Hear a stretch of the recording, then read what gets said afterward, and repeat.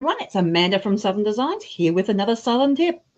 Now this week I thought since we created the Google form last week, I would show you how to import the data that you collect on that Google form into your MailChimp account. So it's going to be a short and sweet one this week, but that's okay. If you're watching this on the replay, hashtag replay, let's try that again. Hashtag replay down below so I know that you've actually seen it. And as always, ask questions and I will always get around back to them and answer your questions for you. I love to see your comments, so feel free to pop your questions and your comments below. And don't forget to tell me what else you want to learn.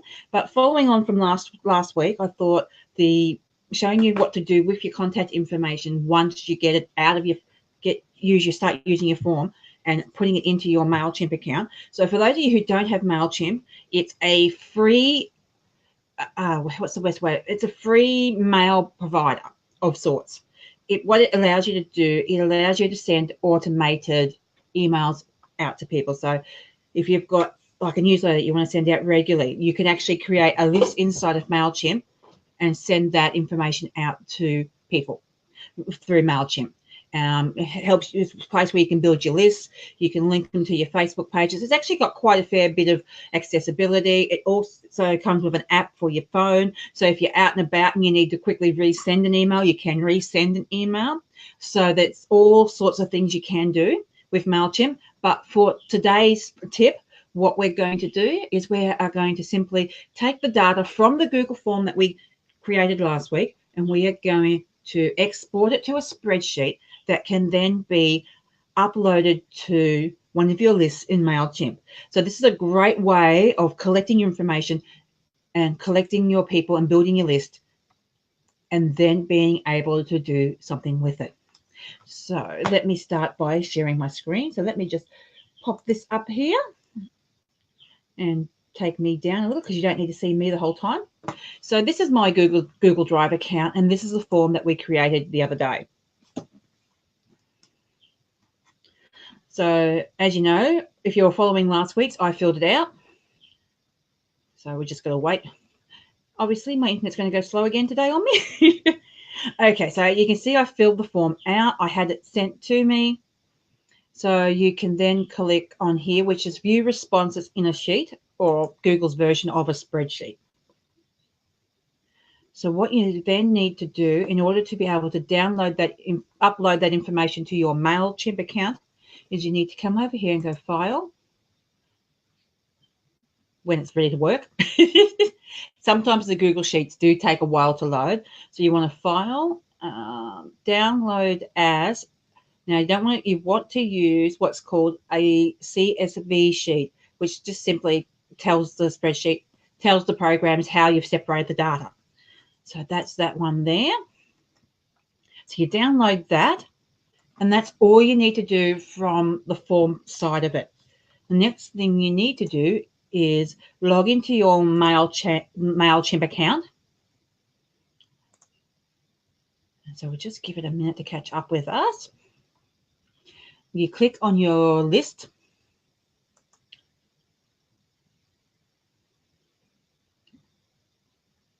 Sorry, I have clicked on the wrong button again. As always, I always do this. Let's see, go back to up here.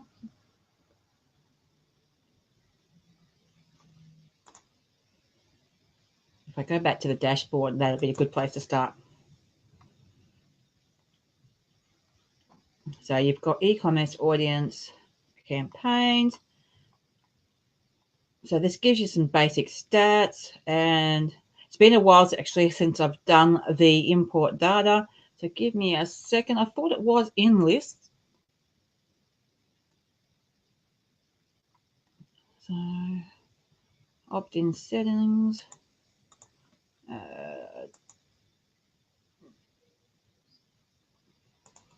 Okay, so if we go to, oops, not that one. Sign up forms. I can do sign up forms. Oh, this is new. Okay, apparently we can now use tagging, which I'll have to learn a bit more about. So settings, import. import contacts. That's where it is. So you basically choose your list. As you saw, I've got multiple lists. And then you import your contacts. And this is where that file download was important, CSV file. Click on Next.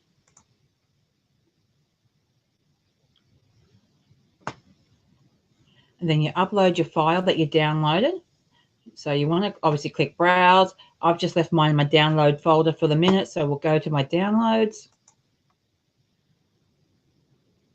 And you find the file, that one there. See, that's a CSV. So when if you're looking at your files and you don't know what the difference is, you see that one there is actually an Excel file. You can tell because of the way the picture has been done.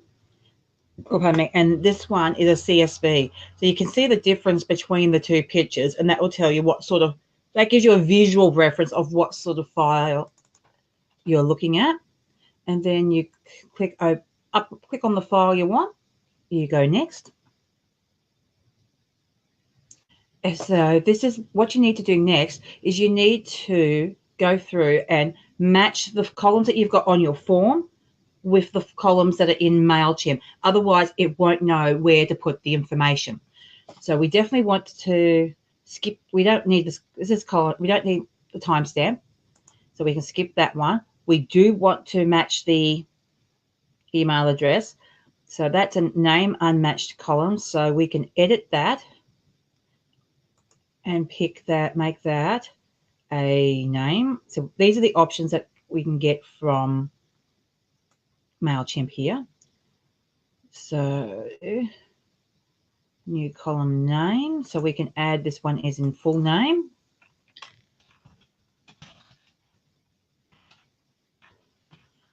And then we can go save. So we've just created an extra column in our MailChimp contacts to put the name in. So we can save the address. So we can save that. We can skip this one now. No, so phone number. Now, when you form, you will notice here that when your data is exported from the Google form to the sheet, because the phone number is treated as if it's just a general number, what spreadsheets tend to do is when there's a 0 on the front of a number, they tend to drop the 0 off.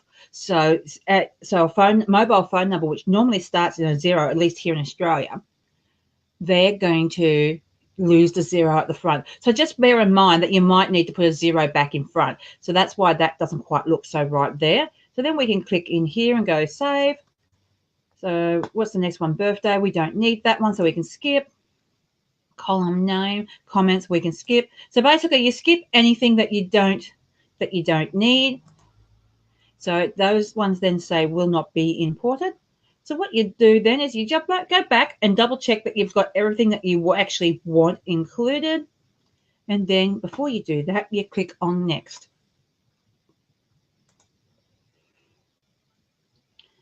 So it's going to import the method. It's telling you what it's importing. We haven't got any tags because that's brand new to MailChimp. So I do need to look into that and see what that does. So I'll have to get back to you guys on that one if that's something you're interested in.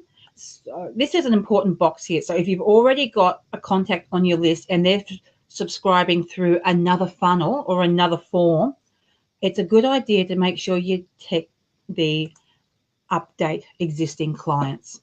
So what that does is it updates their contact card instead of creating a new card.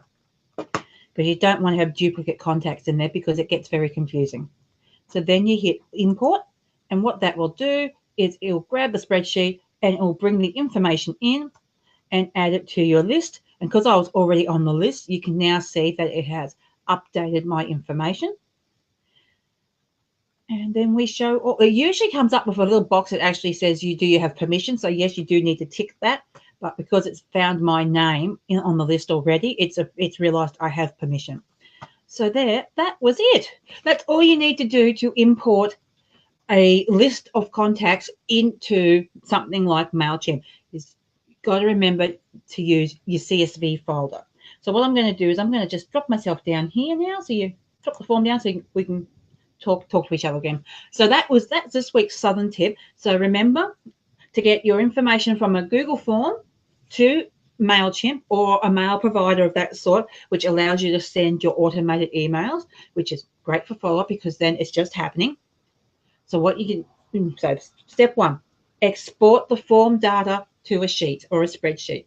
Save that spreadsheet as a CSV, go into MailChimp, go into the list you want to export to or import to, sorry, I should say, and then go to the contact section and import list.